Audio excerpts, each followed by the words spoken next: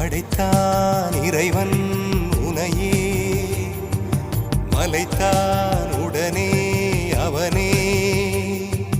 அழகை படைக்கும் திறமை முழுக்க உன்னுடன் சார்ந்தது, என் விழி சேர்ந்தது. விடிய விடிய மடியில் கிடக்கும் பொன்வினை உன்மேனி மீட்டட்டும் என் மேனி. இறைவினில் வந்து கலந்திடு, வீரல் பட மெல்ல காணிந்திடு.